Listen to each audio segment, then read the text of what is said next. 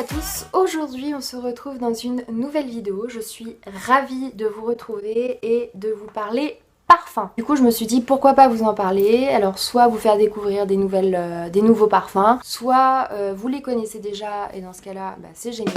C'était vraiment pour vous faire partager des parfums que j'aimais beaucoup, donc je vous ai fait une sélection. Dites-moi si vous les connaissez, si vous ne les connaissez pas, dites-moi si finalement il y en a un de ceux que je vous ai sélectionnés qui vous plairait, qui vous intéresserait. Sinon, si vous les connaissez déjà, dites-moi ce que vous en pensez.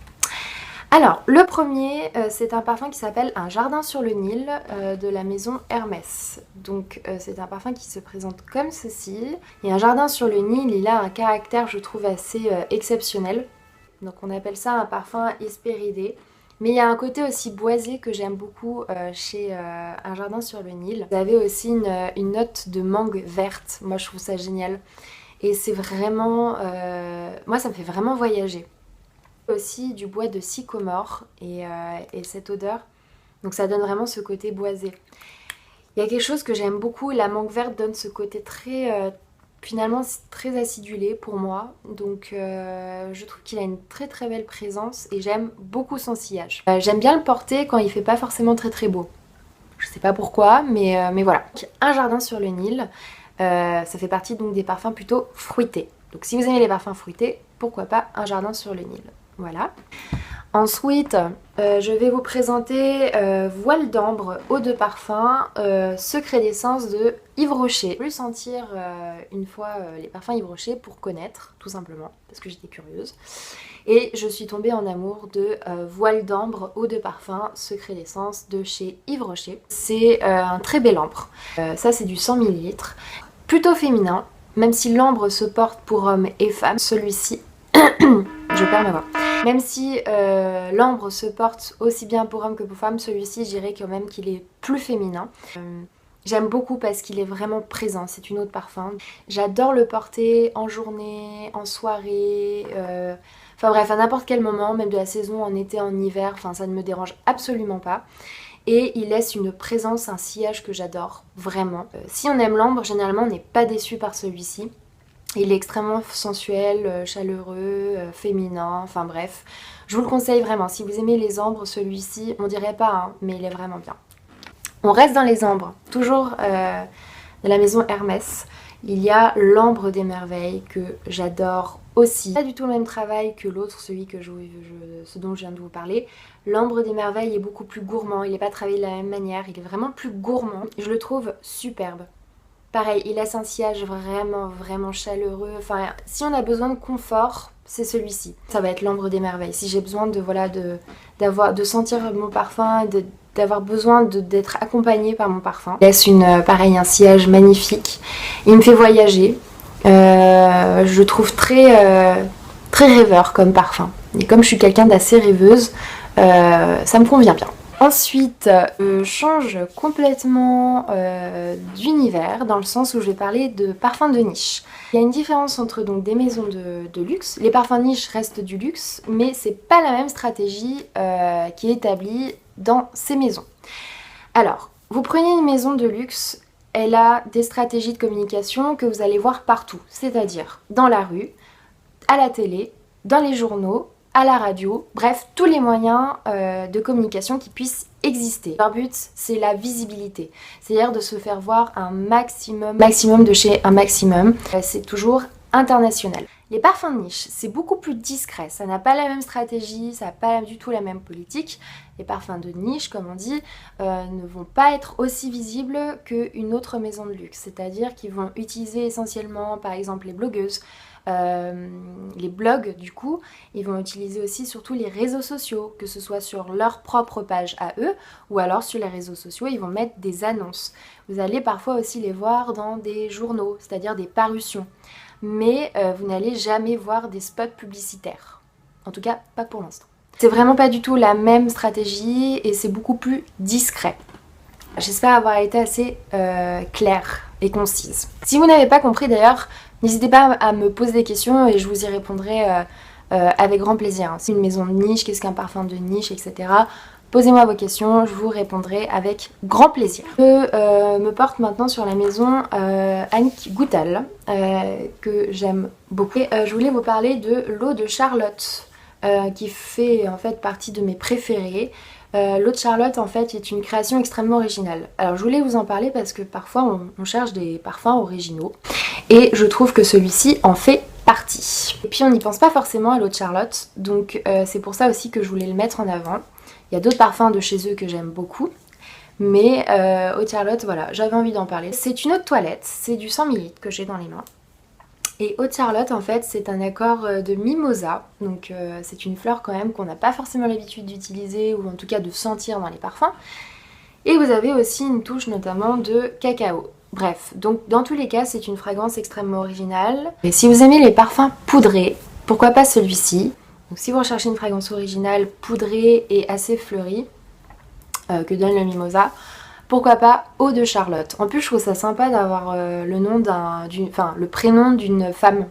Enfin je sais pas pourquoi mais n'hésitez pas à le découvrir. Si l'idée d'avoir un parfum poudré, gourmand et fleuri vous plairait, eau de Charlotte, c'est pour vous. Ensuite, je vais vous parler d'une autre maison de niche qui s'appelle l'Artisan Parfumeur, que j'apprécie énormément. Donc vous avez chez l'Artisan Parfumeur une fragrance que j'aime beaucoup qui s'appelle Batucada. Alors j'ai pas le flacon, j'ai un testeur que j'avais essayé tout simplement. Et ça fait partie de la famille des Hespéridés. Donc Hespéridés ça veut dire des fruits. Si vous recherchez une fragrance en eau de toilette, vous avez besoin de sentir alors une belle présence mais quelque chose d'assez zesté et d'assez fruité, pourquoi pas Butacada. Là je l'ai découvert et j'ai beaucoup aimé parce que je trouve que même s'il est assez frais finalement, il laisse une très belle présence. Donc voilà, de la maison de l'Artisan Parfumeur qui est une maison de niche comme Annick Goutal. Ensuite, je vais vous parler d'une autre maison de niche qui fait d'ailleurs partie du même groupe que l'Artisan Parfumeur, elle Penhaligon's. Alors je sais pas du tout si j'ai le bon accent, mais c'est une maison anglaise et ça j'aime bien. Elle a vraiment une très belle identité, je trouve qu'elle a une très belle histoire finalement. Il y a des gens de la famille royale d'Angleterre qui ont porté des parfums, il y a Churchill qui a porté des parfums. Enfin je trouve que voilà, c'est très identitaire comme maison, je sais pas si ça se dit mais... J'aime beaucoup l'idée voilà, qu'il y ait vraiment quelque chose derrière. Moi, ça me plaît quand il y a des histoires. Ce que j'aime bien chez eux, alors il y a d'autres fragrances que j'aime bien, mais j'ai sélectionné celle-ci, ça s'appelle Artemisia. Alors déjà, le nom me plaît énormément parce que ça me fait penser, je sais pas vous, mais moi, aux déesses comme Athéna, Artémis. Voilà, moi j'adore ces histoires-là. Et du coup, quand j'entends Artemisia, forcément, ça me fait penser à une déesse. Alors j'ai pareil, la dose d'essai. Donc c'est une eau de parfum. On rejoint un peu l'univers de Eau de Charlotte d'Annick Goutal, mais c'est pas exactement la même chose. Quelque chose d'assez gourmand, de plutôt fleuri. Alors vous avez des notes de pommes vertes, vous avez aussi du caramel, une note de caramel qui donne finalement ce côté assez gourmand. Là c'est les deux notes que j'ai en tête, mais en tout cas c'est plutôt quelque chose de fruité mais en même temps gourmand. J'aime beaucoup. Ensuite, on va parler de la maison Chanel. Alors, on connaît tous les parfums, par exemple Mademoiselle Coco Chanel, le numéro 5, voilà. Et moi, je me suis portée sur un parfum qu'on y pense peut-être moins, qui s'appelle Cuir de Russie. Donc c'est une eau de toilette, mais il a un sillage magnifique. C'est vraiment cette odeur de cuir qui vous fait voyager dans le temps. C'est vraiment ce que ça m'a fait comme impression, c'est-à-dire que j'ai vraiment, comme si j'avais voyagé dans le temps, de sentir ce côté cuiré, c'est incroyable. Donc, si vous aimez les parfums plutôt cuirés qui vous fait voyager dans le temps, pourquoi pas cuir de Russie. Je crois, si ma mémoire est bonne, qu'elle avait une amie qui était d'origine russe, Mademoiselle Chanel, et je crois que c'est parti de là la création. Donc c'est assez particulier, je vous le recommande, mais si vous aimez les parfums cuirés, pourquoi pas cuir de Russie. Voilà. J'en avais déjà parlé dans une précédente vidéo, mais je vous en reparle parce que je me disais que c'était sympa d'en reparler et que parfois on aime bien aussi mettre des parfums dans sa maison. Enfin des sprays diffuseurs pour sa maison, donc je voulais vous en reparler. Qui s'appelle donc Home Fragrance, parfum d'intérieur.